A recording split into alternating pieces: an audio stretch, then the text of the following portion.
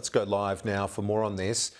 We're joined by Clete Williams. He worked as the Deputy Director of the National Economic Council in the Trump administration. Clete, thank you so much for your time joining us from Washington. Did this debate and the quality of the debate benefit from having fewer candidates on stage? Absolutely. I thought it was the most substantive debate by far. We got to hear much more in-depth answers from a range of candidates on a range of issues. And quite frankly, my takeaway is I think that really benefited Nikki Haley.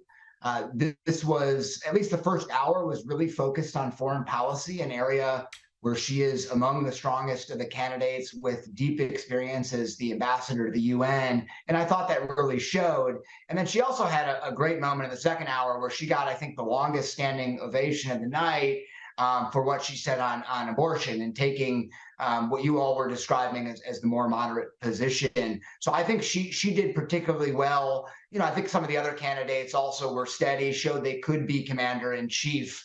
But she's the one who stood out tonight, and I think this is going to help her in the polls. Ramaswamy, that personal attack on Haley, how would that play, particularly, I'm thinking, with female voters? Yeah, I don't think it's going to play well. Now, I give him credit. He had some good one-liners, and I think he definitely is well-spoken. But I think going after Haley, calling her Dick Cheney in 3-inch heels, criticizing her for having a daughter who was on TikTok, you know, at the end of the day, that's not going to win him voters. And I think that's going to be a problem for him moving forward. I also think he got a little bit out of his depth on some of the foreign policy questions as well. So I really do see this as helping Haley. And I thought, you know, you got to compliment Ron DeSantis. He didn't have any breakout moments, but he's been steady throughout. As our correspondent Annalise just reported there, Donald Trump did his own thing.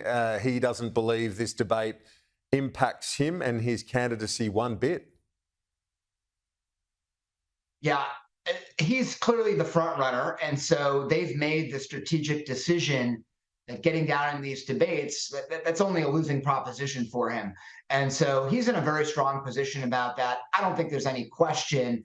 I think the big question for all of us moving forward is going to be, does this further whittle the field down? And do we get down to 2 or 3 candidates? And then maybe we have a fight in the Republican primary. And my perspective, and I think tonight reinforced it, is that, you know, I like Chris Christie, I like Tim Scott a lot, but they probably aren't going to get the job done.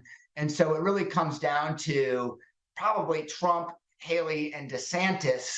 And I think they need some of the other candidates to drop out so they can try to consolidate some of that support. Because if that doesn't happen, I think that you know, Donald Trump is going to remain the front runner and probably win the nomination. Given the recent polling that has Trump ahead in some of the battleground states, how does all of this play into the Democratic Party thinking? Or is that just a lock now, the incumbent runs? Surely there are concerns in some quarters of the Democratic Party, knowing how fragile the incumbent commander-in-chief looks. Yeah, I don't think it's a guarantee that Biden is the nominee, and I don't want to, you know, get people speculating wildly. But the truth is, you know, Biden is unpopular, that he hasn't been the uniter in chief that he claimed that he would be. We've got rising inflation. We've got rising crime. We've got the world on fire, as a lot of candidates talked about tonight. And so he's facing some serious headwinds. And I think there's legitimate questions about his age as well. And so I think that if Trump remains the nominee for Republicans, you know, Biden has a track record of being able to beat him. And even though that polling doesn't look great for Biden, they may take their chances. I think on the other hand, if you get someone who's a little fresher, whether it's a Haley or DeSantis, you know, they may want to think twice about whether they want Biden on the stage with that person who brings a much more fresh approach, a little more energy to the equation.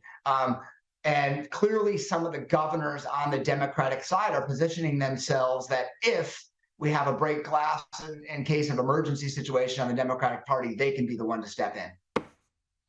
What are the implications for alliances, and also even regional groupings like APEC. I know that you've been involved in, as an advisor to the president, was involved in those multilateral groups.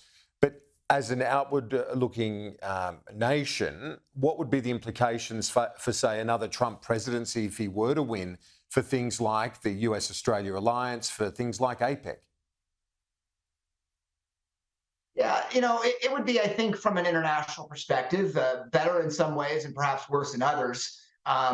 Clearly, the way that President Trump talked about more countries taking a greater role in their defense spending, some of the trade wars had caused some tension. But on the other hand, I do think that the Biden administration does deserve some criticism for really bringing the lack of a meaningful economic package to APEC.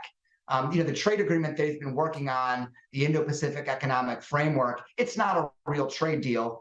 It doesn't have real market access provisions that would help the United States link its supply chains with key partners and allies, including Australia and others in the region. And so I think under a Trump presidency or a different Republican, you would get more meat on the bones there, and you would really have a supply chain strategy that looks at diversifying key supply chains away from China. And that's something Biden hasn't put on the table. So again, I think you get a little bit of the Trump unpredictability, some of the demands on the defense side that it strained alliances. But I also think you get a more meaningful economic policy that actually in some ways could help strengthen and provide a real alternative to China. Clete Williams, appreciate your time and your insights.